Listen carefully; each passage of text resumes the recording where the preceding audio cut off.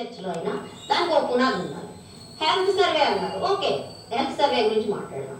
గణాంకాలు మీరు చెప్తున్నారు, ఓకే గణాంకాల గురించి మాట్లాడదాం. ఏ పునాది లేకుండా మేము వ్యక్తిగతంగా అనిపించాలని చెప్పాను. వ్యక్తిగతంగా ఉంటాయి, వ్యక్తిగతంగా ఎక్సెప్షన్స్ ఉంటాయి. ఒకటి. రెండోది, అన్నిటికంటే పెద్ద అపోహ ఏంటంటే మేము గృహహింస గురించి మాట్లాడుతున్నాం అంటే మహిళా సంఘాలు కానీ ప్రోగ్రెసివ్ అసోసియేషన్స్ ఏవైనా తమాషాకి మాట్లాడటం లేదు. ఇవాళ బాలబాలికల రేషియో 0 to 6 ఏజ్ గ్రూప్లో ఎంత ఉందండి? 1000కి 800, 759. గుర్దాస్పూర్ జిల్లాలో, చండీగఢ్లో, ఢిల్లీలో ఇదేం చెప్తోంది? ఏ గృహహింసకి చిహ్నం ఇది? మగపిల్లవాడు పుట్టాలని కడుపులోనే చంపేయడం ఏ హింసకి చిహ్నం అండి ఇది? ఏ వివక్షతకి చిహ్నం? అక్కడ మొదలు పెట్టండి చర్చ. గృహహింస చట్టాలు లెక్కలు తేలుద్దాం బయటికి. అందుకని నేను హింసకు గురయ్యానండి. ఒక ఆడది మగ పిల్లవాడిని కన్నందుకు 8 సార్లు అబార్షన్ టేబుల్ ఎక్కాల్సి వస్తే గృహహింస ఏంటో అర్థమవుతుంది. ఆ అమ్మాయి ఇష్టపూర్వకంగా ఎక్కుతుందిగా, సంతకం చేసి ఎక్కుతోంది. ఎంత ఒత్తిడి ఉంది కుటుంబం నుంచి? మారండి, మైండ్ సెట్ మార్చండి. ఎందుకంటే గణాంకాలన్నీ తప్పు, అమర్చసేనులు తప్పు, కృష్ణయ్యర్లు తప్పు, మేము మాత్రమే రైతు అంటే ఇంకా దానికి వాదనే ఉంటుంది. చట్టం పునాది గురించి నేను చెప్తాను. దాంతో చట్టం పునాది గణాంకాలు కాదు. చట్టం పునాది ఏముండాలంటే నేరం. నేరం ఎవరు చేసినా అది గణాంకాలతో సంబంధం లేకుండా, నేరం స్త్రీ చేసినా పురుషుడు చేసినా సమానంగా చూడాలి. చట్టంలో రక్షణ సమానంగా ఉండాలి, శిక్ష సమానంగా ఉండాలి. చట్టానికి గణాంకాలతో సంబంధం లేదు. ఎందుకంటే మన అంతర్జాతీయ మానవ హక్కుల పరిషత్ ప్రకారం, రాజ్యాంగం ప్రకారం మన అందరం సమానమే. మీరు రకరకాల పథకాలు చేయొచ్చు, వేరే సమాజంలో మార్పులు తేవడానికి, ఏం చేయడానికైనా. ఇప్పుడు ఒక్కొక్క ప్రాంతంలో నిజంగానే బ్యాలెన్స్ తప్పిపోయి ఉండదు. నాకు చాలా బ్యాలెన్స్ చాలా రకాలుగా ప్రాంతానికి మారుతుంది. కానీ చట్టానికి అటువంటి దాంతో సంబంధం ఉండకూడదు. చట్టం అందరికీ దేశాల్లో సమానంగా ఉండాలి. కాబట్టి పథకాలు రీజన్ బేస్డ్ గా ఎవరికి ఈ పర్టికులర్ ప్రాంతంలో ఈ పర్టికులర్ సమస్య ఎక్కువగా ఉంది, దీనికి ఏం చేయాలి? ఎందుకంటే ముందు సమాజంలో మార్పు రావాలంటే అందరినీ జైల్లో పెట్టేస్తే రాదండి. మొన్న నేను ఒక ఉదాహరణ చెప్తాను. ఒక అబ్బాయి నా దగ్గరకు వచ్చి, నేను కరపత్రాలు పంచుతున్నప్పుడు, ఏమండి మా చెల్లెల్ని వాళ్ళ ఆయన వచ్చి రోజు తాగొచ్చి కొడుతున్నాడండి, ఏం చేయమంటారు? మీరు ఏం చేయాలనుకుంటున్నారు? మీ కుటుంబ సమస్య మీది కదా, నేనేం చెప్తే అది చేయడం కాదు కదా అంటే, జైల్లో పెట్టిద్దాం అనుకుంటున్నానండి. అయితే నన్ను, మీ అబ్బాయి తాగుతున్నాడు కాబట్టి జైల్లో పెట్టిస్తే ఆ తాగుడు సమస్య తగ్గుతుందా అని అడిగాను. అయితే లేదు మేడం అన్నాడు. తాగుడు అనేది చాలా మందికి వ్యసనం తెలుసా అని అడిగాను. తెలుసండి అన్నాడు. ఆ వ్యసనంలో ఉన్న వాళ్ళు మైండ్ కంట్రోల్లో ఉండదు తెలుసా అన్నట్టు. కాబట్టి ఇది ఒక వ్యాధి కింద పరిగణించి, మీ ఇంట్లో మీ అన్నయ్యే తాగొచ్చి పడిపోతే అతన్ని జైల్లో పెడతారా? మీరు పెట్టరు కదా. అది సమస్య ఏంటో ముందు కనుక్కుంటాం.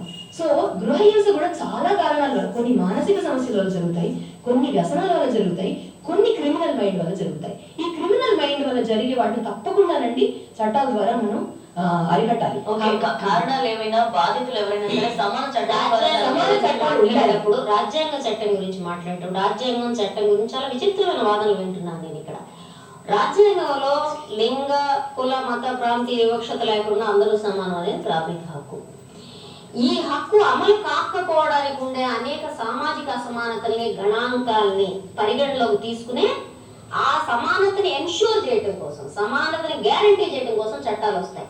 చట్టాలు రివర్స్ లో చెప్తున్నారు అవి ఎట్టా వస్తాయి అనేది. కానీ రెండు తప్పుల వల్ల ఒక ఒప్పు జరగదండి. అంటే ఒక తప్పు జరుగుతుంది కాబట్టి, అంటే ఈ ఆడవాళ్ళు బాధపడుతున్నారు కాబట్టి అమాయకులైన వాడిని జైల్లో పెట్టేస్తే ఈ రెండు తప్పులు ఒక ఒప్పుకి ఎవరు అమాయకులనే తొందరగా ఎట్లా మీకు వచ్చి 4 కేసుల్లో డిసైడ్ నిరస్సులో కూడా నేను ఉదాహరణ చెప్తాను చూడండి. 365 కేసులు గత ఏడాది లీగల్ సెల్ దగ్గరకు వస్తే, అంటే లీగల్ సెల్ దగ్గరకు వచ్చినాయి కదా రిజిస్టర్ అయిన కేసులు, లీగల్ సెల్ దగ్గరకు వచ్చిన కేసులు మాక్సిమం కౌన్సిలింగ్ చేసి పంపించేస్తారు.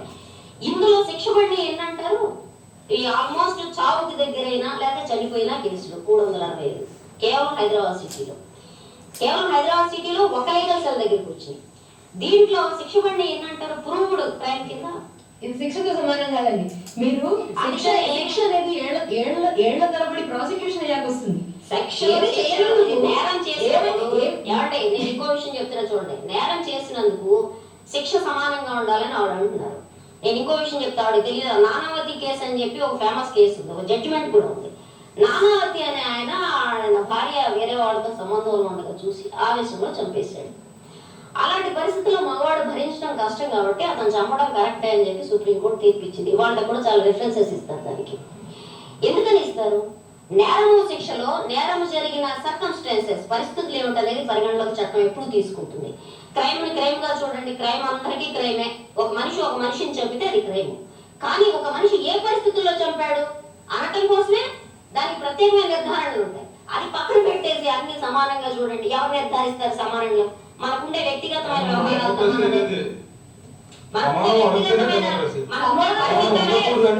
ప్రజాస్వామ్యం అంటూ, కుటుంబంలో ప్రజాస్వామ్యం ఉండాలంటూ ఈ వీటిల్లో మాత్రం ప్రజాస్వామ్యం వద్దండి. కుటుంబంలో సమానత్వం లేకపోవడానికి, ప్రజాస్వామ్యం లేకపోవడానికి కుటుంబంలో సమానత్వం లేకపోవడమే కారణం.